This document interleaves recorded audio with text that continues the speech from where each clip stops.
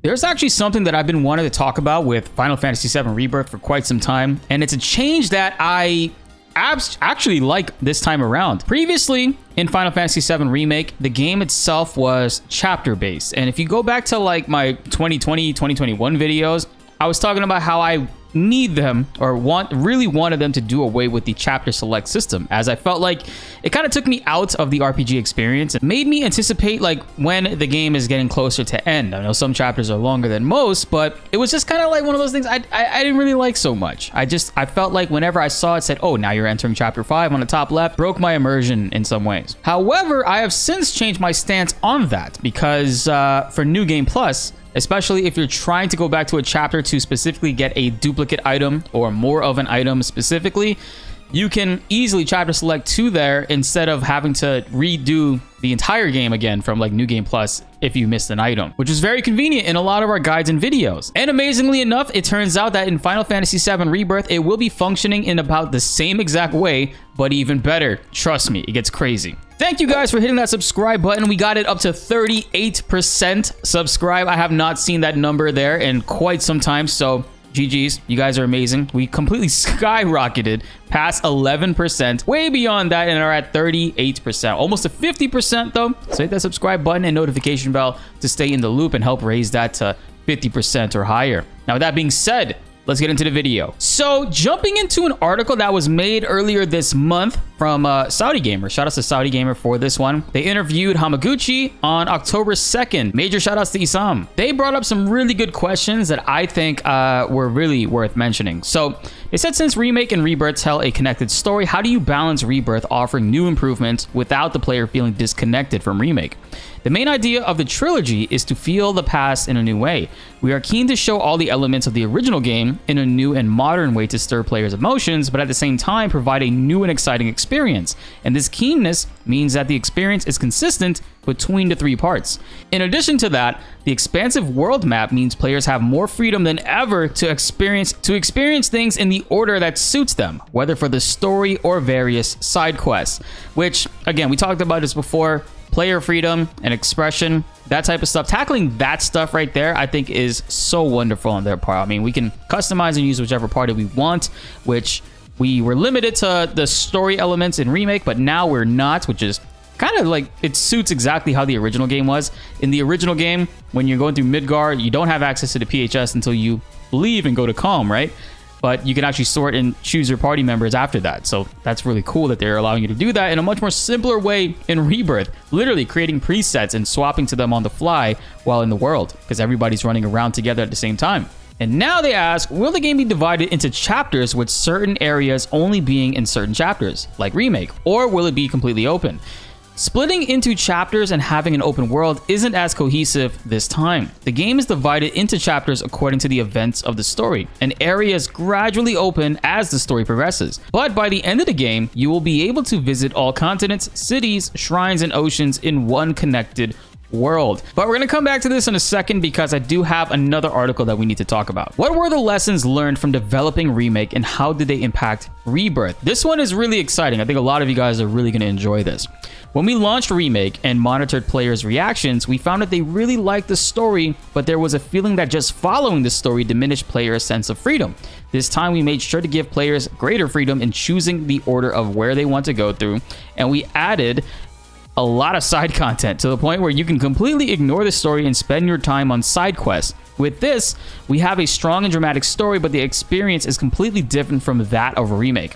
Big W right there. A lot of people, and myself included, wasn't really a fan of the linear aspect of things and was worried, and I had my expectations set incredibly low. Like seriously, I was like down here. I was like, okay, it's not going to be open world. We're going to be going from chapter to chapter to different cities, and in part 3, it maybe will be open world when we get to Highwind.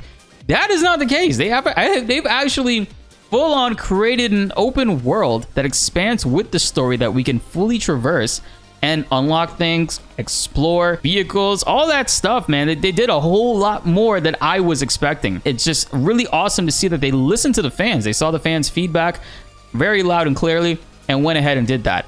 I don't know how long they've been working on this because, I mean, They said that storyboard finished or started. I'm sorry, storyboard finished or started. I can't recall, for Final Fantasy VII Rebirth in October 2019, and then they started working on the game a couple months after Remake launched. So they would have had to have read a lot of what people were saying during that time, like maybe May 2020 to like July 2020 when they started working on it, and from then they were able to create what they have right now. It's absolutely mind-blowing for Square Enix to do that. That's actually probably their biggest W that they've had in a very long time, because after Final Fantasy 15 and even 16, a lot of players are worried about what the world of Final Fantasy 7 was going to be like, and when it comes to Rebirth and future titles. But it really looks like they're determined to absolutely change that entire outlook and what people perceive them as, and I can't thank them enough for that. I really am excited to play it, and I can't wait to see just where they take these things in the future too, because we don't have the high wind yet, and when we do, air travel will be a thing, and I just can't wait to see what they're gonna add to that. All right, so now jumping back into the chapters, right? If we go back to Shinra Arc Department, shout outs to them. They actually translated a lot of the Gamer JP articles and Famitsu and all kinds of other Japanese related articles. They basically stated that Hamaguchi says that in Final Fantasy VII Rebirth, it will continue to use the chapter system that Remake used for the ease of dividing up the scenarios.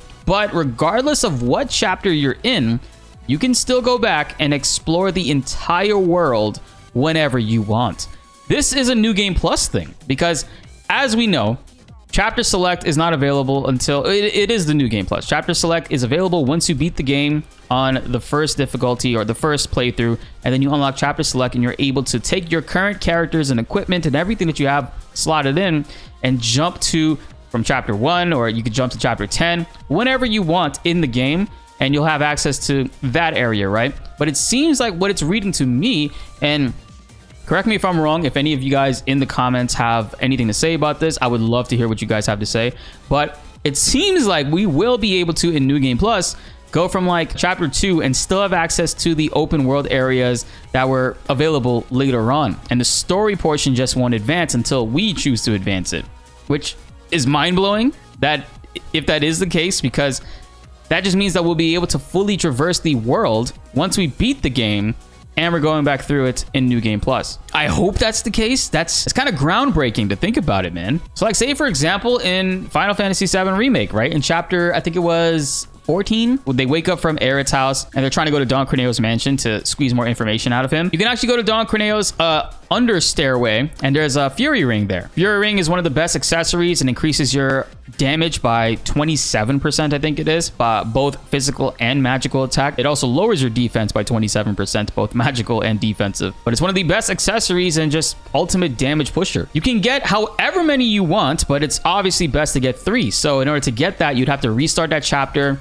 go all the way there, get that item, save, reload, do it again. It is tedious, but it is much better than having to replay the entire game over and over again in order to get it. So while I was against Chapter Select initially back in 2020, 2021, I actually really think that it's a great idea, and the way that they're implementing it for Rebirth, especially from what it sounds like here, according to the Gamer JP article, and of course, according to the Saudi Gamer article, they really have some good things cooking up for us. And I think that this quality of life adjustment right here is mind-blowing. A lot of people probably won't get how big of a deal this is until we get the game, we play it, we beat it, and then we start using it. But it is so convenient, man. Really convenient. And I just love the fact that they're listening to the fans' feedback on everything. It just makes me wonder, like, okay, so when part 3 comes around, is this entire like project going to be a masterpiece at that point? I'm hearing nothing but positive things. Nothing but positive things in terms of improvements and what they're implementing for players to enjoy and just have a better time playing their game. Really, Square Enix, shout outs to you guys, man. You guys are crushing it, and I really hope I get to meet one of the devs, any of them, someday, so I could just straight up tell them this, because they seriously deserve all the flowers. It's just crazy seeing all these amazing things come out our way. What do you guys think about it? I want to hear from you all. Sound off in the comments below. Let's get a discussion. I want to hear what you guys think about the New Game Plus possibilities, Chapter Select, and what other goodies are you looking forward to in Final Fantasy VII Rebirth. And also, I do want to note that I am recording this before the event takes place, but I'm actually going to TwitchCon this weekend. I'm going to be at TwitchCon from Friday to Sunday. This is going to be my first time in Vegas too, so I'm really looking forward to meeting you guys. If any of you guys see me out there, please come up and say hello. I would love to say hi and include you guys in a vlog of some sort. Hopefully this video comes out before that first day, but we'll see how the edits go. Be sure to like the video if you enjoyed and subscribe if you are new. More Final Fantasy videos are on the way and you don't want to miss them. My name is BltzZ and thanks for watching.